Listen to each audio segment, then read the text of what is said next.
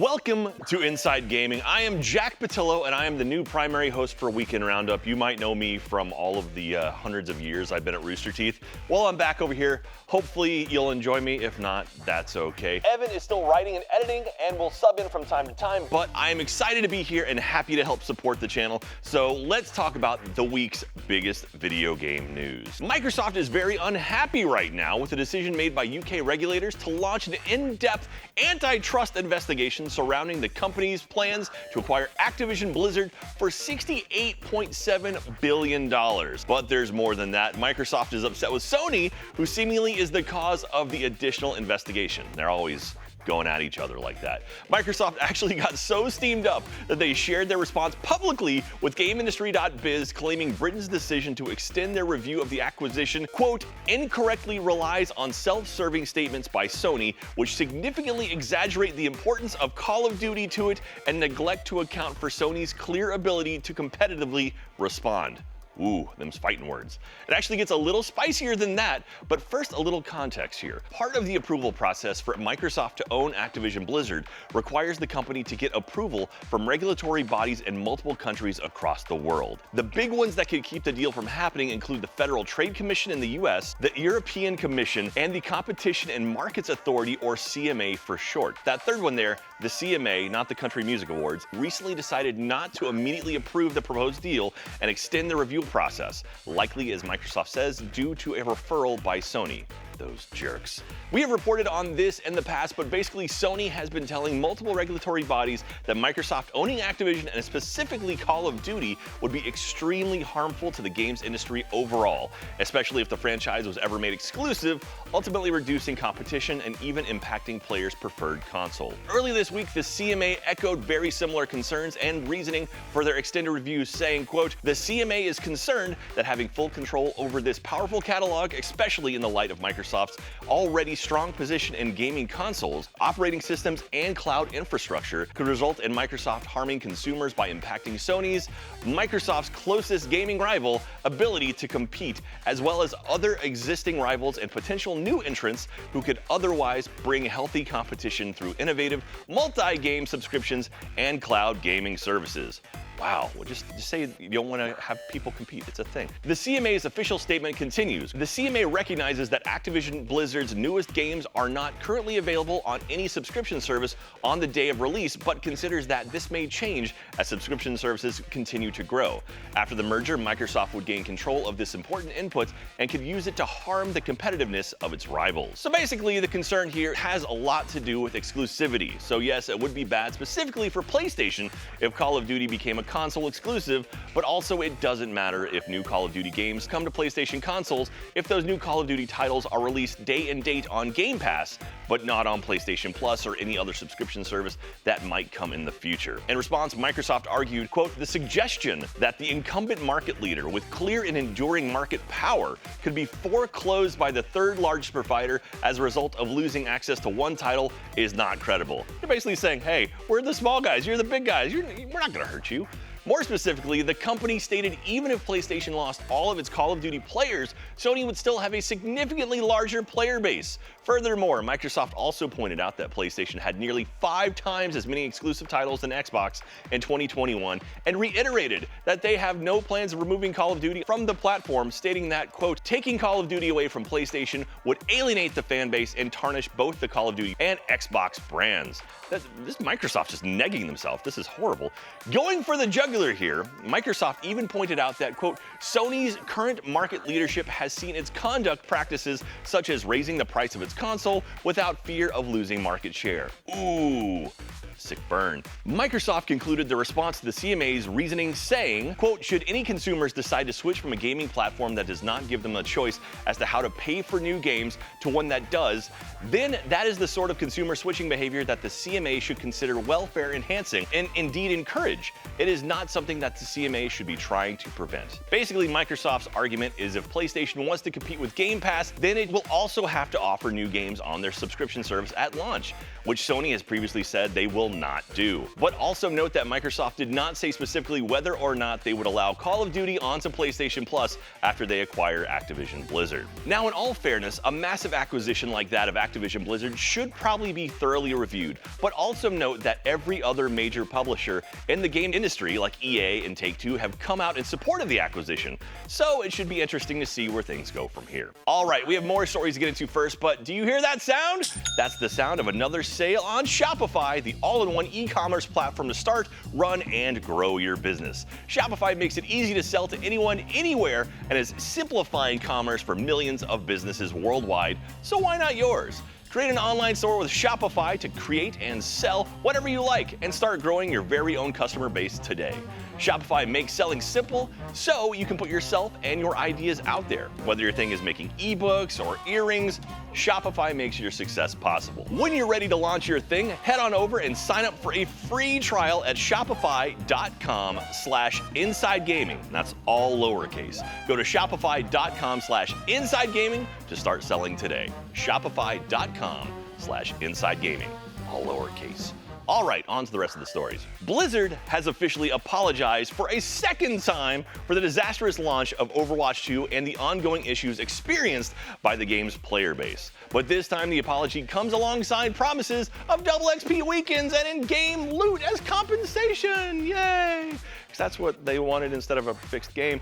On Tuesday, October 11th, Blizzard president Mike Ybarra tweeted, "Let's try that again. Thank you, heroes," and linked to a new Overwatch 2 blog post detailing Blizzard's plans for the future of the game and a more thorough apology than last week's. The post reads, quote, "We apologize for any issues players experienced around the game's launch. To help make up for any lost time, we're planning to run several double match XP weekends. We will confirm the specific dates for these soon. We will also be giving all players who log in from October 25th through the end of the Season 1 an all-new Cursed Captain Reaper legendary skin and a health pack weapon charm." So sweet.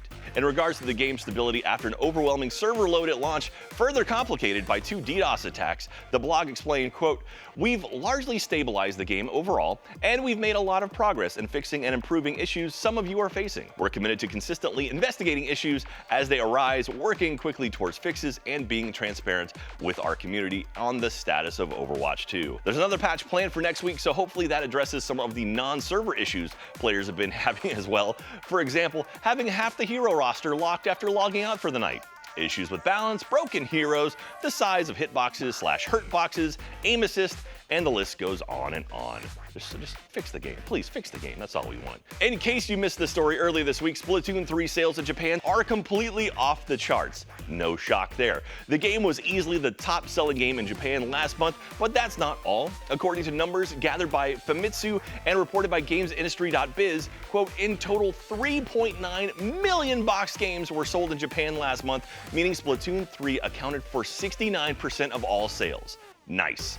Now, a big chunk of those sales, 3.45 million across physical and digital copies to be exact, happened during the first 3 days of the game's launch, making it the fastest selling game in Japan ever. Really? That's wild. Splatoon 3 also managed to hit the #1 top selling spot in the UK as well. As you likely have heard, Google Stadia is completely shutting down in January. Who would have called that? Now, while Google is issuing a ton of refunds to all the players who spent money on the platform, reportedly a lot of game developers actively working on games for Stadia were completely caught unawares and unprepared.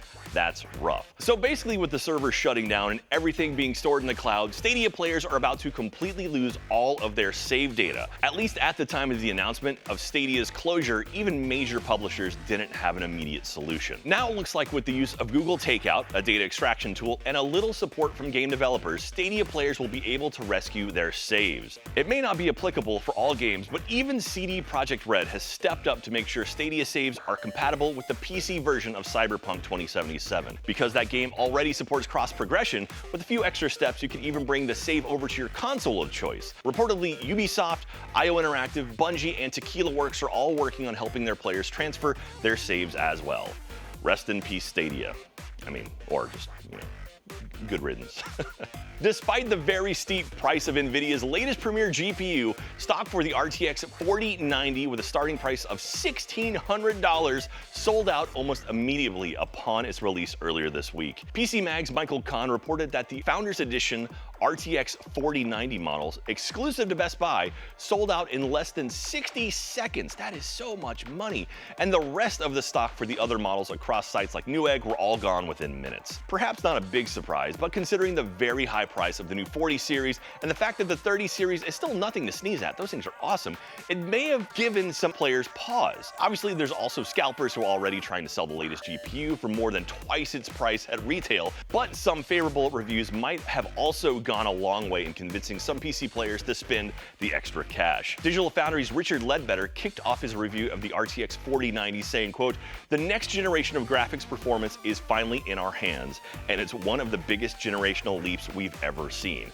Them some big words right there. He added, quote, "The new GPU King is essentially a fantasy product made real, and for me, it is achieving something that prior Titans and even the RTX 3090 failed to achieve. We've finally beaten 4K. We've mastered current ray tracing titles, and even setting selections don't seem to be much of an issue anymore." However, Ledbetter also added a caveat: the new hardware may be incredibly powerful, but I still feel RTX 3080 is a fantastic 4K product, while the rest of the RTX 3000 line remains an excellent buy for today's games at 1080p and 1440p resolutions. So there you go. Save your money. Well, the 3080 is still a $700 card at MSRP minimum, but it's nice to dream. Just grab two of them. It's still less than a 40.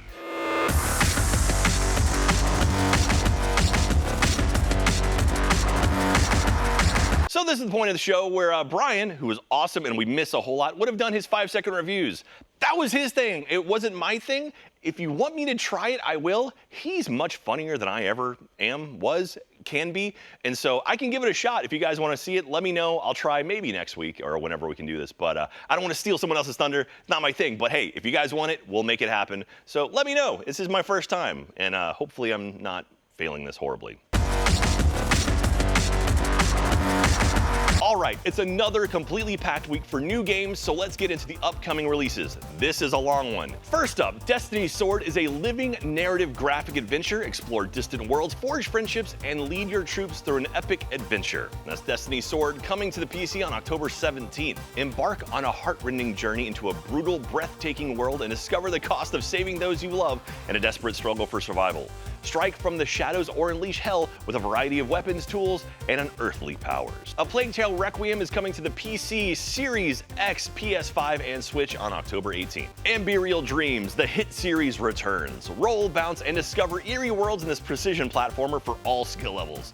Play through an enchanting campaign, try to best the insane difficulty, or create your own levels to share with the world. Amberial Dreams is coming to the PC on October 18th. Ghostbusters Spirits Unleashed is a fun multiplayer game perfect for all skill levels. 4 proton pack-wielding Ghostbusters attempt to catch a ghost, haunting unique locations and asymmetrical multiplayer battles on or offline. Hunting or haunting, the choice is yours. Ghostbusters Spirits Unleashed comes to the PC, PS5, Xbox Series X, PS4, Xbox One on October 18th.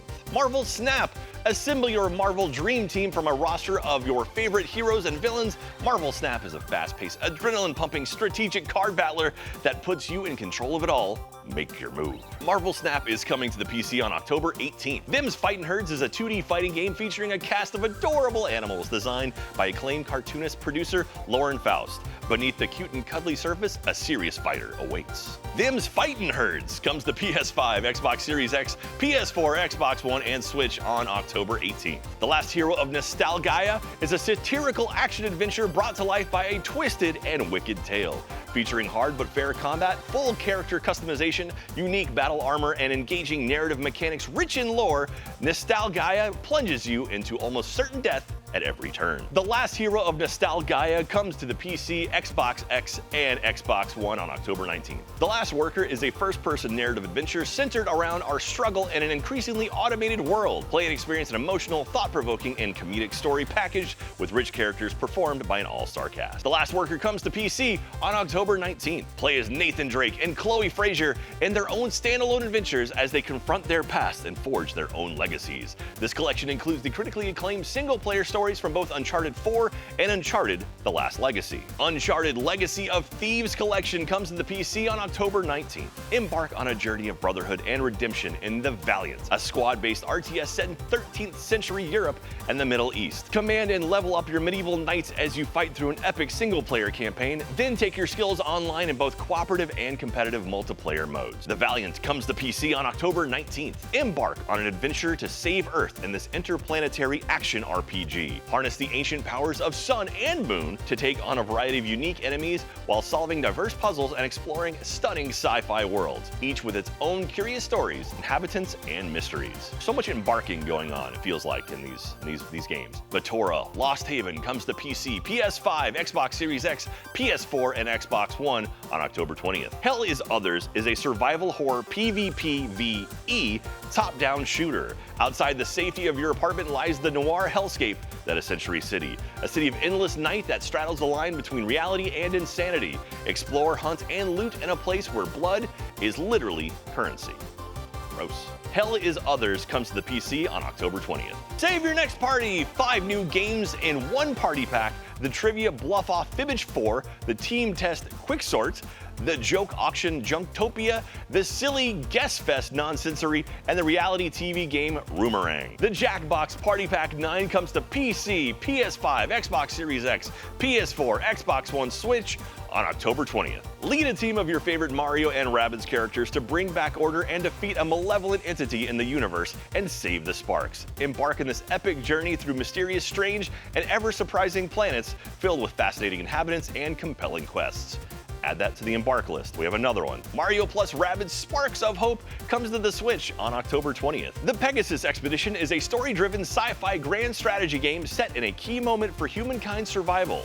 Facing an overwhelming threat at home, humanity sends expeditions to the Pegasus Galaxy in a desperate attempt to find a refuge for the population of Earth. The Pegasus Expedition comes to the PC on October 20th. Warhammer 40k Shooters Blood and Teeth, from the developers of the Guns, Gore, and Cannoli franchise, comes a new 2D run-and-gun platformer. Spearhead an orc invasion, destroy the Hive City, and kill your war boss. Warhammer 40k Shooters Blood and Teeth comes to PC, PS5, Xbox Series X, PS4, Xbox One, and Switch on October 20th. Norco is a southern gothic point-and-click narrative adventure that immerses the player in the sinking suburbs and verdant industrial swamps of a distorted South Louisiana. What starts as a straightforward search for your missing brother quickly spirals into a multi-generational mystery. Norco is coming to the PlayStation 5, Xbox Series X, PlayStation 4, and Xbox One on October 20th. Second Extinction. Big map, big dinosaurs, big guns. Face an ever-changing threat level with your friends. Second Extinction is an online FPS with bite. Comes to the Xbox Series X, Xbox One, and PC on October 20th. Mow down thousands of night creatures and survive until dawn. Vampire Survivors is a gothic horror casual game